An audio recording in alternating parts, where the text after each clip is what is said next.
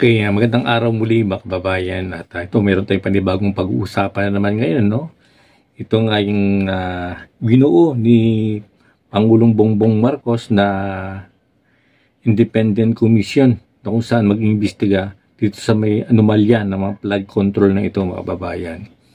Kaya meron akong videong nakita, no? At pinakinggan ko itong video ni nagpahayag ito si Attorney Rowena Guanzon patungkol nga ito sa may independent commission na ito, no? At pinuri niya nga yung si Pangulong Bongbong Marcos na maganda yung naisip ni Pangulong Bongbong Marcos patungkol nga dito sa commission na ito.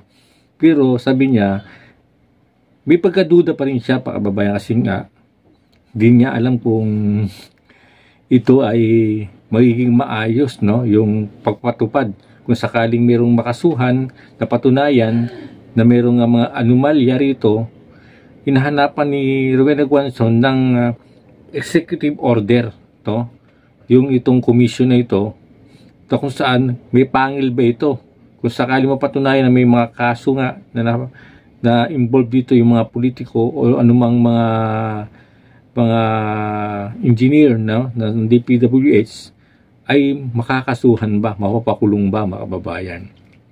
Kaya bago natin ituloy mga kababayan yung ating kwentuhan, paparinig ko muna sa inyo yung video ni Attorney Rowena Guanzon. Ito, pakinggan natin. Magandang araw. Maganda naman po yung ginagawa ni BBM na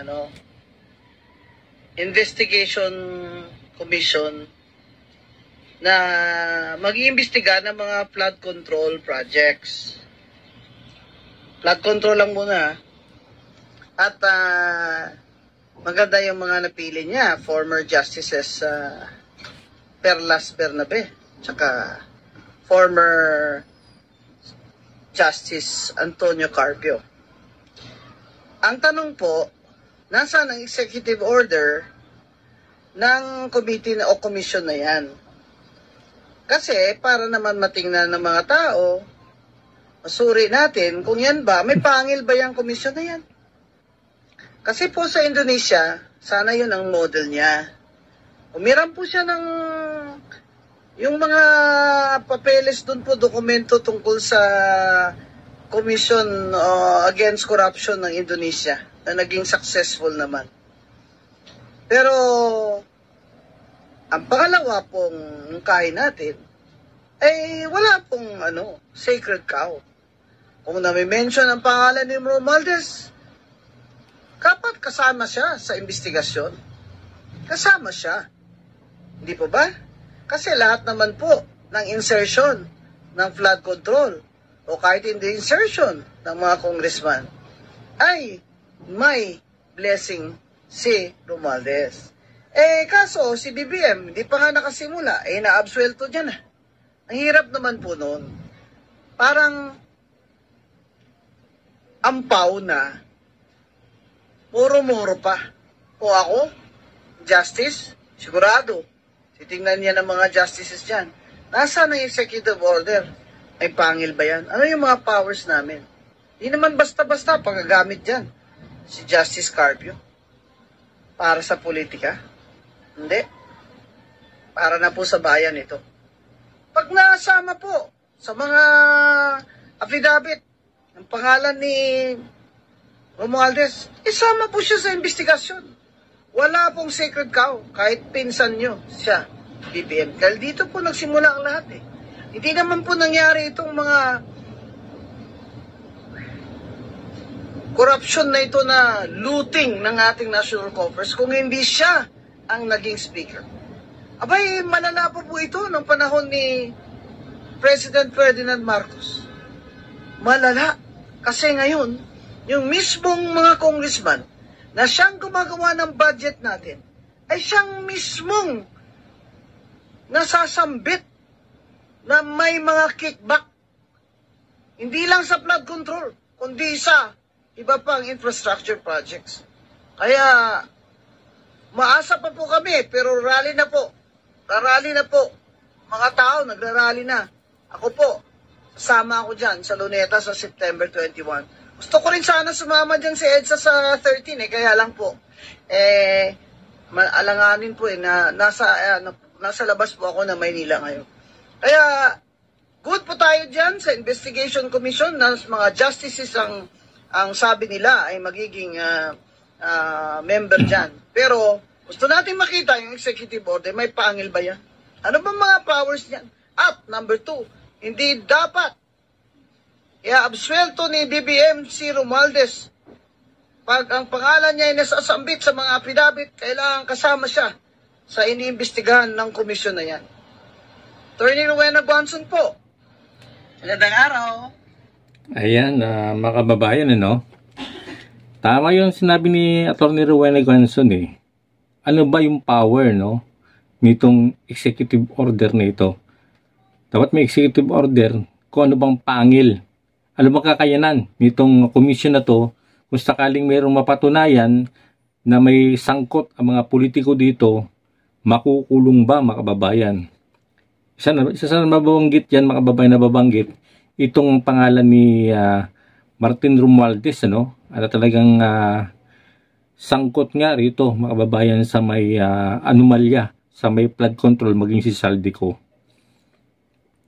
Walang problema sa mga justice, no, ng mga member, si Carpio, si Bernabe. Ang problema, sabi ni Attorney Guanzon, kay BBM, mga kababayan, no?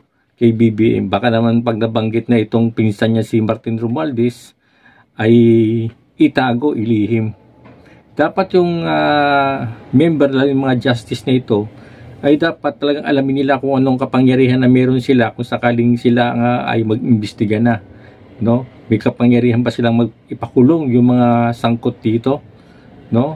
At dapat bukas sa taong bayan ang investigasyon na to para malaman ng taong bayan kung talagang sino talaga ang nasasangkot sa mga bagay na ito, hindi ilihim. Kasi talagang lahat tayo dapat natin malaman natin to, kasi pera ng bayan to, mga kababayan, pera tax ng taong bansa ng mga Pilipino to eh. 'Di ba? Dapat bukas ang komisyon na ito.